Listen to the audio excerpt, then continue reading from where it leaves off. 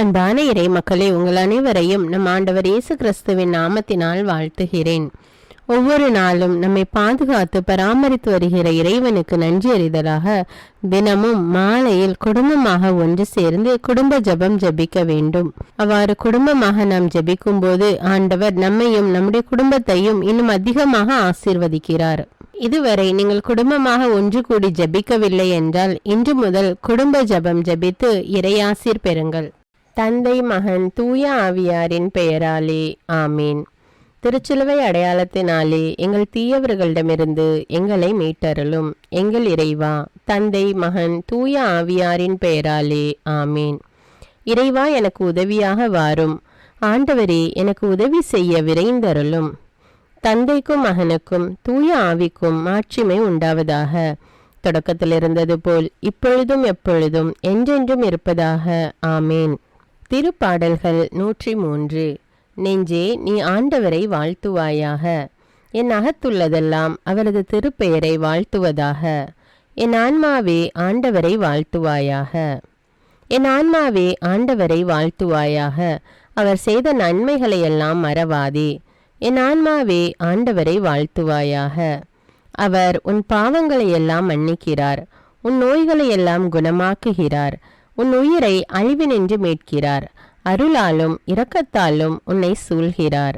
என் ஆன்மாவே ஆண்டவரை வாழ்த்துவாயாக. நன்மைகளால் உன் வாழ்வை நிறைவுபடுத்துகிறார், கழுகுகளின் இளமையைப் போல் உன் இளமையை புதுப்பிக்கிறார். என் ஆன்மாவே ஆண்டவரை வாழ்த்துவாயாக. நீதியின் செயல்களை புரிகிறார் ஆண்டவர், துன்புற்றோர் யாவருக்கும் நீதி வழங்குகிறார். மொய்சனுக்கு தம் வழிகளை வெளிப்படுத்தினார், இஸ்ரவேல் மக்களுக்கு தம் செயல்களை விளங்க செய்தார். என் ஆன்மாவே ஆண்டவரை வாழ்த்துவாயாக. ஆண்டவர் இரக்கமும் கருணையும் உள்ளவர், சினம் கொள்ள தாமதிப்பவர், ஏராளமான காருண்யம் கொண்டவர், ஓயாமல் கடிந்து கொள்பவர் அல்ல, முடிவின்றி கோபம் காட்டுபவர் அல்ல. என் ஆன்மாவே ஆண்டவரை வாழ்த்துவாயாக. நம்முடைய பாவங்களுக்கு ஏற்றபடி நம்மை தண்டிப்பதில்லை, நம் குற்றங்களுக்கு தக்கபடி நமக்கு ஆக்கினை இடுவதில்லை. என் ஆன்மாவே ஆண்டவரை வாழ்த்துவாயாக. ஏனெனில் வானுலகம் பூ உலகத்திற்கு எவ்வளவு உயர்ந்துள்ளதோ அவ்வளவுக்கு அவர் தமக்கு அஞ்சு நடப்பவர்களுக்கு தயவு காண்பிக்கிறார். மேல் திசைக்கும் கீழ்த்திசைக்கும் எவ்வளவு தூரமோ அவ்வளவு தூரத்திற்கு நம் பாவங்களை நம்மிடமிருந்து அகற்றியுள்ளார். என் ஆன்மாவே ஆண்டவரை வாழ்த்துவாயாக. தந்தை தன் மக்களுக்கு இறங்குவது போல் ஆண்டவர் தமக்கு அஞ்சுகிறவர்கள் மேல் இரக்கம் காண்பிக்கிறார். ஏனெனில் அவர் நம்முடைய நிலைமையை நன்றாய் அறிந்திருக்கிறார். நாம் தூசிக்கு சமம் என்று அவருக்கு தெரியாமல் இல்லை. என் ஆன்மாவே ஆண்டவரை வாழ்த்துவாயாக. மனிதனின் வாழ்நாள் புல்லை போன்றவை, வயல்வெளிகளின் பூக்களைப் போல் காற்றடித்ததும் அது வதங்கி விடுகிறது, இருக்கிற இடம் தெரியாமல் போய்விடுகிறது. என் ஆன்மாவே ஆண்டவரை வாழ்த்துவாயாக. ஆண்டவருடைய தயவோவெனில் அவருக்கு அஞ்சி நடப்போர் மீது என்றென்றும் நிலை நிற்கும்.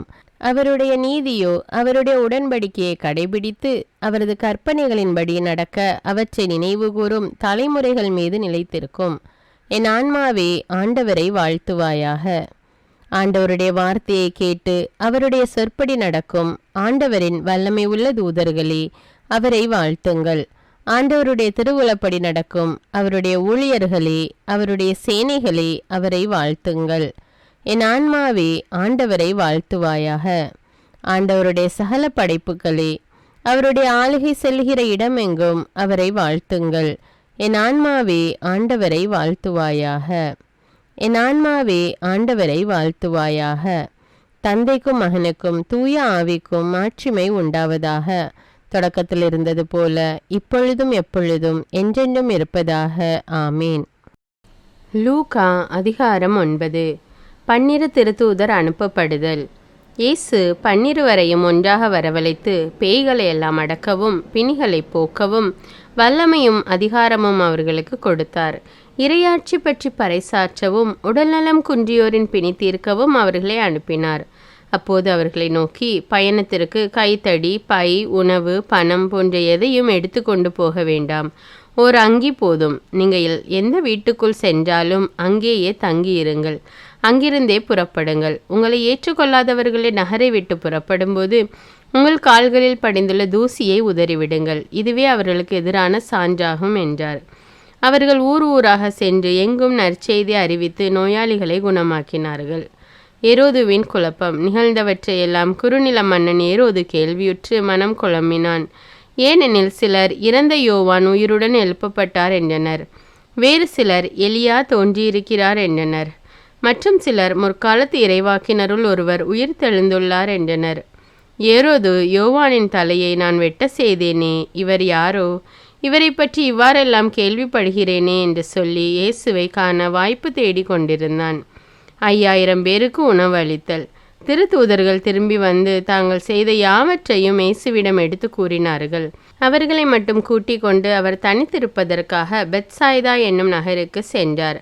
அதை அறிந்த திரளான மக்கள் அவரை பின்தொடர்ந்தனர்.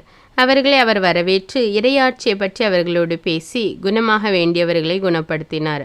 பொழுது சாய தொடங்கவே 12 அவரிடம் வந்து, இவ்விடம் பாலை நிலமாயிற்றே, சுற்றிலும் உள்ள ஊர்களுக்கும் பட்டிகளுக்கும் சென்று தங்கவும் உணவு வாங்கி கொள்ளவும் மக்கள் கூட்டத்தை அனுப்பிவிடும் என்றனர்.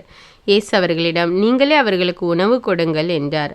அவர்கள், எங்களிடம் 5 அப்பங்களும் 2 மீன்களுமே உள்ளன, நாங்கள் போய் இத்தனை பேருக்கும் உணவு வாங்கி வந்தால்தான் முடியும் என்றார்கள். ஏனெனில் ஏறக்குறைய 5000 ஆண்கள் அங்கு இருந்தனர். இயேசு அவருடைய சீடர்களை நோக்கி, இவர்களை 50 பேராக பந்தியில் அமர செய்யுங்கள் என்றார். அவர் சொன்னபடியே அனைவரையும் அவர்கள் பந்தியில் அமர செய்தார்கள். அவர் அந்த 5 அப்பங்களையும் 2 மீன்களையும் எடுத்து வானத்தை அண்ணாந்து பார்த்து அவற்றின் மீது ஆசி கூறி பிட்டு மக்களுக்கு பரிமாறுவதற்காக சீடரிடம் கொடுத்தார். அனைவரும் வயிறார உண்டனர். எஞ்சிய துண்டுகளை 12 கூடைகள் நிறைய எடுத்தனர். இயேசுவை பற்றிய பேதுருவின் அறிக்கை.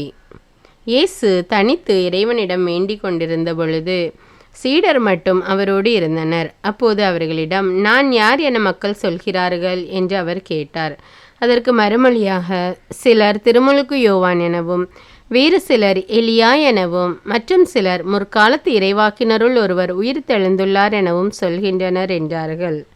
ஆனால் நீங்கள் நான் யார் என சொல்கிறீர்கள் என்று அவர்களிடம் அவர் கேட்டார். பேதுரு மறுமொழியாக, நீர் கடவுளின் மெசியா என்று உரைத்தார். இதை யாரிடமும் சொல்ல வேண்டாம் என்று அவர்களிடம் அவர் கண்டிப்பாய் கூறினார்.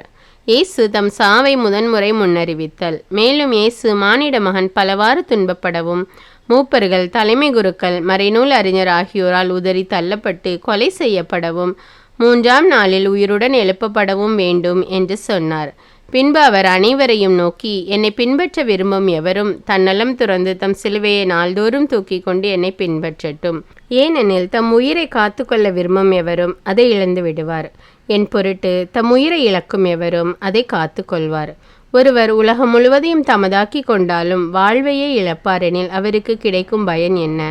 என்னை குறித்தும் என் வார்த்தைகளை குறித்தும் வெட்கப்படும் ஒவ்வொருவரை பற்றியும் மானிட மகன் தமக்கும் தந்தைக்கும் தூய வானதூதருக்கும் உரிய மாட்சியோடு வரும்போது வெட்கப்படுவார். இங்கு நிற்பவர்களுள் சிலர் இறையாட்சி வருவதை காண்பதற்கு முன் சாக மாட்டார்கள் என உண்மையாகவே உங்களுக்கு சொல்கிறேன் என்றார். இயேசு தோற்றமாறுதல். இவற்றையெல்லாம் சொல்லி ஏறக்குறைய 8 நாள்கள் ஆன பிறகு இயேசு பேதுருவையும் யோவானையும் யாக்கோபையும் கூட்டிக் கொண்டு இறைவனிடம் வேண்டுவதற்காக ஒரு மலை மீது ஏறினார். அவர் வேண்டிக் கொண்டிருந்த போது அவரது முகத்தோற்றம் மாறியது. அவருடைய ஆடையும் வெண்மையாய் மின்னியது. மோசே, எலியா என்னும் 2 அவரோடு பேசி கொண்டிருந்தனர். மாட்சியுடன் தோன்றிய அவர்கள் எருசலேமில் நிறைவேறவிருந்த அவருடைய இறப்பை பற்றி பேசி கொண்டிருந்தார்கள். பேதுருவும் அவரோடு இருந்தவர்களும் தூக்க கலக்கமாயிருந்தார்கள். அவர்கள் விழித்தபோது மாட்சியோடு இலங்கிய அவரையும் அவரோடு நின்ற 2 கண்டார்கள். அவ்விருவரும் அவரை விட்டு பிரிந்து சென்றபோது பேதுரு இயேசுவை நோக்கி, ஆண்டவரே, நாம் இங்கேயே இருப்பது நல்லது. உமக்கு ஒன்றும், மோசேக்கு ஒன்றும், எலியாவுக்கு ஒன்றுமாக 3 கூடாரங்களை அமைப்போம் என்று தாம் சொல்வது இன்னதென்று தெரியாமலே சொன்னார். இவற்றை அவர் சொல்லி கொண்டிருக்கும் போது ஒரு மேகம் வந்து அவர்கள் மேல் நிழலிட்டது. அம்மேகம் அவர்களை சூழ்ந்தபோது அவர்கள் அஞ்சினார்கள். அந்த மேகத்து நின்று, இவரே என் மைந்தர், நான் தேர்ந்து கொண்டவர் இவரே, இவருக்கு செவிசாயுங்கள் என்று ஒரு குரல் ஒலித்தது. அந்த குரல் கேட்டபொழுது இயேசு மட்டும் இருந்தார். தாங்கள் கண்டவற்றில் எதையும் அவர்கள் அந்நாள்களில் யாருக்கும் சொல்லாமல் அமைதி காத்தார்கள். பேய் பிடித்த சிறுவனின் பிணி தீர்த்தல். மறுநாள் அவர்கள் மலையில் இருந்து இறங்கிய பொழுது பெருந்திரளான மக்கள் அவரை எதிர்கொண்டு வந்தார்கள். கூட்டத்திலிருந்து ஒருவர், போதகரே, என் மகன் மீது அருள் கூற வேண்டும் என உம்மிடம் மன்றாடுகிறேன். அவன் எனக்கு ஒரே மகன். ஒரு ஆவி அவனை பிடித்து கொள்கிறது. உடனே அவன் அலறுகிறான். வலிப்பு உண்டாகி நுரை தள்ளுகிறான். அது அவனை நொறுக்கி விடுகிறது. அவனை விட்டு எளிதாக போவதில்லை. அதை ஓட்டிவிடும்படி சீடரிடம் மன்றாடினேன். ஆனால் அவர்களால் முடியவில்லை என்று உரக்க கூறினார். அதற்கு இயேசு, நம்பிக்கையற்ற சீரழிந்த தலைமுறையினரே, எவ்வளவு காலம் நான் உங்களோடு இருக்க இயலும்?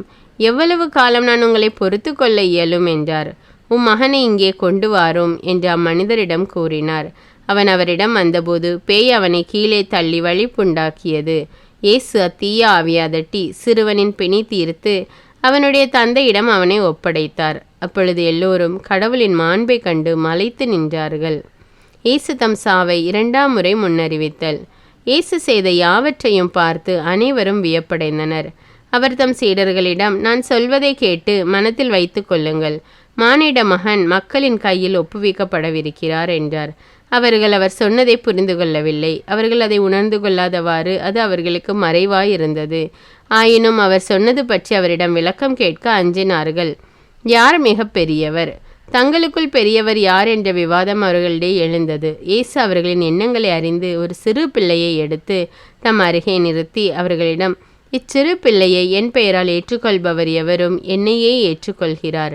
என்னை ஏற்றுக்கொள்பவர் என்னை அனுப்பினவரையே ஏற்றுக்கொள்கிறார். உங்கள் எல்லோரிலும் சிறியவரே பெரியவர் ஆவார் என்றார். இயேசுவின் பெயரால் பேய் ஓட்டியவர்.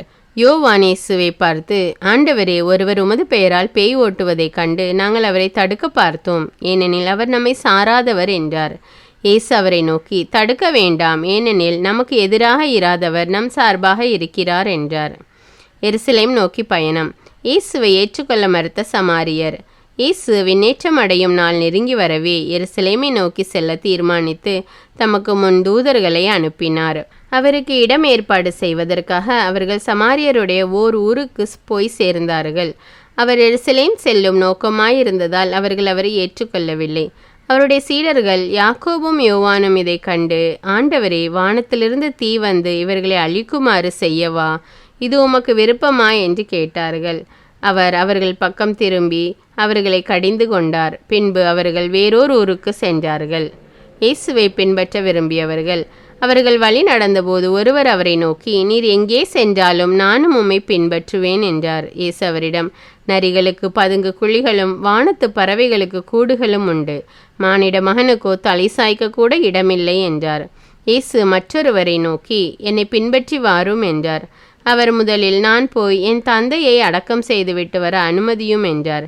இயேசு அவரை பார்த்து, இறந்தோரை பற்றி கவலை வேண்டாம், அவர்கள் அடக்கம் செய்யப்படுவார்கள். நீர் போய் இறையாட்சியை பற்றி அறிவியும் என்றார். வேறொருவரும், ஐயா, உம்மை பின்பற்றுவேன், ஆயினும் முதலில் நான் போய் என் வீட்டில் உள்ளவர்களிடம் விடைபெற்று வர அனுமதியும் என்றார். இயேசு அவரை நோக்கி, கலப்பையில் கை வைத்த பின் திரும்பி பார்ப்பவர் எவரும் இறையாட்சிக்கு உட்பட தகுதியுள்ளவர் அல்ல என்றார். இறைவார்த்தைக்கேற்ப இன்று நாம் வாழ்ந்திருக்கிறோமா என்று சிந்தித்து நம்முடைய பாவங்களுக்காக மனம் வருந்தி மன்னிப்பு கேட்போம். எல்லாம் வல்ல இறைவனிடமும் எப்போதும் கன்னியான பரிசுத்த மரியாவிடமும் அதிதூதரான தூய மிக்கேலிடமும் திருமுழுக்கு யோவானிடமும் திருத்தூதரான தூய பேதுரு பவுலிடமும் தூயவர் எல்லாரிடமும் நான் பாவி என்று ஏற்றுக்கொள்கின்றேன். ஏனெனில் என் சிந்தனையாலும் சொல்லாலும் செயலாலும் பாவங்கள் பல செய்தேன். என் பாவமே, என் பாவமே, என் பெரும்பாவமே. ஆகையால் எப்பொழுதும் கன்னியான தூய மரியாவையும் அதிதூதர் தூய மிக்கேலையும் திருமுழுக்கு யோவானையும் தூயவர் எல்லோரையும் எனக்காக வேண்டிக் கொள்ள மன்றாடுகிறேன். எல்லாம் வல்ல இறைவன் நம்மீது இரக்கம் வைத்து நம்முடைய பாவங்களை மன்னித்து நம்மை நிலையான வாழ்வுக்கு அழைத்து செல்வாராக. ஆமேன். எல்லாம் வல்ல இரக்கமுள்ள ஆண்டவர் நமக்கு பாவ மன்னிப்பும் பொறுத்தலும் விமோச்சனமும் அளிப்பாராக. ஆமேன். குடும்ப மன்றாட்டு. ஆண்டவர் உலக பெரும் குடும்பமான மானிடத்தின் மீதும் அவருடைய அன்பு குடும்பமாகிய திருச்சபை மீதும் குறிப்பாக அவருடைய பெயரால் இங்கு கூடியிருக்கும் நம் குடும்பத்தின் மீதும் தம் அருட்கொடைகளை பொழிந்தருளுமாறு மன்றாடுவோம். இக்குடும்பத்தில் உறுப்பினர் எல்லோரும் ஒருவருக்கொருவர் அன்பிலும் தேவ அருளிலும் நிலைத்திருக்க வேண்டுமென்று உம்மை மன்றாடுகிறோம். ஆண்டவரே, எங்கள் மன்றாட்டை கேட்டருளும். பகையாலும் விரோதத்தாலும் பிரிந்து வாழும் குடும்பங்களை எல்லாம் உமது திருக்குடும்பத்தின் ஒற்றுமைக்கும் அன்பு வாழ்வுக்கும் அழைத்து கூட்டி சேர்க்க வேண்டும் என்று உம்மை மன்றாடுகிறோம்.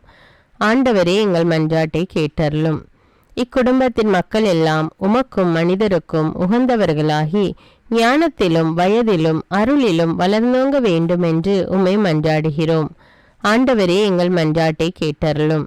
இக்குடும்பத்தின் வியாதி துன்ப வருத்தங்களில் நீரே துணையாக நின்று உமது வலக்கரத்தால் பசாசின் சக்திகளை விரட்டியோட்டி தயை புரியுமாறு உம்மை மன்றாடுகிறோம். ஆண்டவரே, எங்கள் மன்றாட்டை கேட்டருளும். தரித்திரம், வியாதி, சாவு, கவலை இவற்றால் துன்புறும் குடும்பங்கள் எல்லாம் உமது அளவற்ற அன்பிலும் பராமரிப்பிலும் நம்பிக்கை கொள்ளுமாறு உதவி புரிய உம்மை மன்றாடுகிறோம். ஆண்டவரே, எங்கள் மன்றாட்டை கேட்டருளும். இங்கு இப்பொழுது பிரசன்னமாயிராத இக்குடும்பத்தை சார்ந்த உறுப்பினர் எல்லோரையும் சகல ஆன்ம சரீர ஆபத்துகளிலிருந்து காப்பாற்றி உமது அன்பிலும் அருளிலும் வைத்து காத்தருளுமாறு உம்மை மன்றாடுகிறோம். ஆண்டவரே, எங்கள் மன்றாட்டை கேட்டருளும்.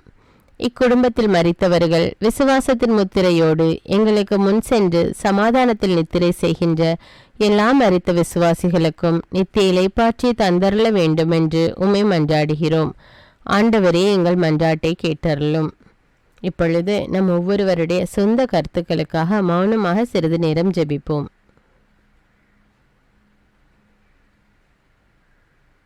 எல்லாம் வல்ல சர்வேஸ்வரா, உமது திருமகன் இயேசு கிறிஸ்து மரியாளுக்கும் சூசையப்பருக்கும் பணிந்து குடும்ப வாழ்வை சொல்லறிய புண்ணியங்களால் அர்ச்சிக்க வேண்டும் என்று திருவுளமானீர். அவருடைய பெயரால் இங்கு கூடியிருக்கும் இக்குடும்பத்தை கண்ணோக்கி பாரும். அத்திரு குடும்பத்தின் முன்மாதிரிகையை இக்குடும்பமும் கண்டு பாவித்து இறுதியில் திரு ஏக சர்வேஸ்வரனாய் வாழும் உமது நித்திய குடும்பத்திற்கு வந்து சேர அருள் புரியும்.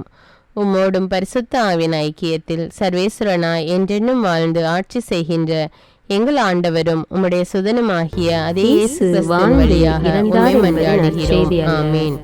அவர் இறந்து உயிர் தெழுந்து இன்றும் வாழ்கிறார் என்பதே நற்செய்தி. ஆண்டவர் நம்மோடு வாழ்ந்து கொண்டிருக்கும் போது நாம் ஏன் கவலைப்பட வேண்டும்? நம்முடைய மன்றாட்டுக்கள் விண்ணப்பங்கள் அனைத்தையும் நன்றியோடு நம் ஆண்டவருடைய சமூகத்தில் இப்பொழுது எடுத்து வைப்போமா? பரலோகத்தில் இருக்கின்ற எங்கள் பிதாவே, விண்ணையும் மண்ணையும் படைத்தவரே, இக்காலத்துக்கும் அரசராயிருக்கின்ற ஒரே கடவுளே, மிகுந்த இரக்கமுடைய இறைவா, படைகளின் ஆண்டவரே, எங்கள் பாவங்களை மன்னிக்கும் தெய்வமே, எங்களுக்கு சமாதானத்தை அருள்பவரே, வெற்றியை கொடுக்கும் தேவனே, எங்களை குணமாக்கும் தந்தையே, எங்களை காண்கிறவரே, வழி நடத்துபவரே, ஆறுதலின் தெய்வமே, தம் ஒரே மகன் மீது நம்பிக்கை கொள்ளும் எவரும் அழியாமல் நிலை வாழ்வு பெறும் பொருட்டு அந்த மகனையே அளிக்கும் அளவுக்கு உலகின் மேல் அன்பு கூர்ந்தவரே, தம்மை நோக்கி மன்றாடும் யாவருக்கும் உண்மையாய் தம்மை நோக்கி மன்றாடும் யாவருக்கும் அருகில் இருக்கும் ஆண்டவரே, உம்மை ஆராதிக்கிறோம், உம்மை போற்றுகிறோம், உம்மை துதிக்கிறோம், உமக்கு நன்றி செலுத்துகிறோம். ஆண்டவராகிய இயேசுவே, எங்கள் மெசியாவே, எங்கள் நல்லாயனே, உலகின் ஒளியானவரே, எங்கள் மீட்பரே, வாழ்வும் வழியும் உண்மையுமானவரே, பரலோகத்திலிருந்து இறங்கி வந்த இயேசுவே, பாவியை தேடி வந்த இயேசுவே, நோயுற்றோரை குணப்படுத்தும் இயேசுவே, உலகின் பாவங்களை போக்கும் செம்மறியே, உம்மை அன்பு செய்கிறோம், ஆராதிக்கிறோம். எங்கள் மீட்பரே, எங்களுடைய பாவங்களுக்காக நீர் சிலுவையில் மரித்து மரணத்தினின்று உயிர் தெழுந்து இப்பொழுது பிதாவின் வலப்பக்கத்தில் எங்களுக்காக பரிந்து பேசி கொண்டு இருக்கிறீர். உம்மை எங்கள் மீட்பராக ஏற்றுக்கொண்டு உமது பாதத்தில் விழுந்து உமக்கு எங்களை ஒப்பு கொடுக்கிறோம். உமது திரு இரத்தத்தால் கழுவி எங்களை நீதிமான்களாய் மாற்றும் ஆண்டவரே, நாங்கள் செய்த எல்லா பாவங்களையும், குறிப்பாக எங்களுக்கு சாபத்தை கொண்டு வந்த பாவங்களுக்காகவும் மனம் வருந்துகிறோம். எங்களை மன்னியும் தெய்வமே. எங்கள் முன்னோர்களின் பாவங்களினால் ஏற்பட்ட சாபங்களையும் நீர் சிலுவையில் சுமந்து தீர்த்தீர் என்று விசுவசிக்கிறோம். பாவங்களையும் சாபங்களையும் நீக்கி எங்களுக்கு விடுதலையை தாரும். எங்கள் மீட்பரே, உமக்குள் நாங்கள் மன்னிப்பை பெற்றது போலவே எங்களுக்கு தீமை செய்தவர்கள், எங்களை தவறான பாதையில் நடத்தியவர்கள் அனைவரையும் உமது சித்தத்தின்படியே மன்னிக்கிறோம். எங்களை ஆசீர்வதியும்.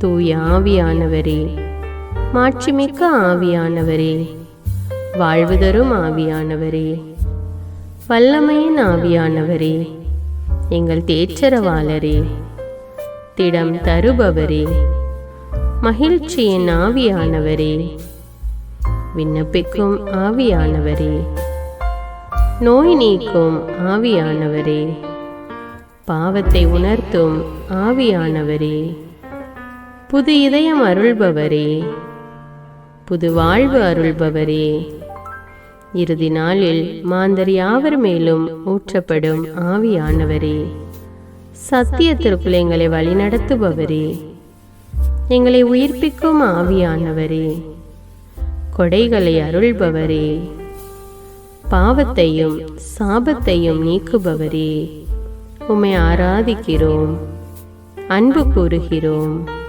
நன்றி செலுத்துகிறோம். எங்களை ஆசீர்வதியும்.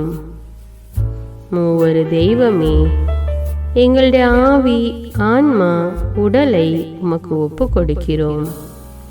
எங்கள் ஆண்டவராம் இயேசுவின் வருகையில் நாங்கள் குற்றமற்றவர்களாய் காணப்பட, நீதிமான்களாய் நிற்க உம்முடைய அருளை வேண்டுகிறோம். தூய்மையின்றி எவரும் கடவுளை காண முடியாது என்ற உண்மையை நாங்கள் அறிந்திருப்பதால் தூய்மை எங்கள் சிந்தனைகளை ஆட்கொள்ள வேண்டுமாய் உம்மிடம் தாழ்ந்து பணிந்து மன்றாடுகிறோம். நீங்கள் இயேசுவை ஏற்றுக்கொண்டபடியே அவருக்குள் வேறு கொண்டவர்களாகவும் அவர் மேல் கட்டப்பட்டவர்களாகவும் அவருக்குள் நடந்து கொள்ளுங்கள் என்ற மறை உண்மை எங்கள் வாழ்வின் அனுபவமாக உம்மிடம் ஜெபிக்கிறோம். நாங்கள் இயேசுவாக வளர்வதற்கு எங்கள் இதயத்தில் விருப்பத்தை உருவாக்குமாறு மன்றாடுகிறோம். உங்கள் பகைவர்களிடம் அன்பு கூறுங்கள், உங்களை சபிக்கிறவர்களை ஆசீர்வதியுங்கள், உங்களை பகைக்கிறவர்களுக்கு நன்மை செய்யுங்கள், உங்களை துன்புறுத்துவோருக்காக இறைவனிடம் வேண்டுங்கள் என்ற உமது திரு வசனங்களின்படி நாங்கள் வாழ்வதே உமது திருவுலமாகையால் உமக்கு கீழ்ப்படிந்து வாழும் அருளை எங்களுக்கு தாரும் சுவாமி. தீமையை நன்மையால் வெல்லுங்கள் என்ற இறை வார்த்தையின்படியே தீமைக்கு பதில் நன்மை செய்யும் திவ்ய சுபாவத்தை எங்களுக்கு தாரும்.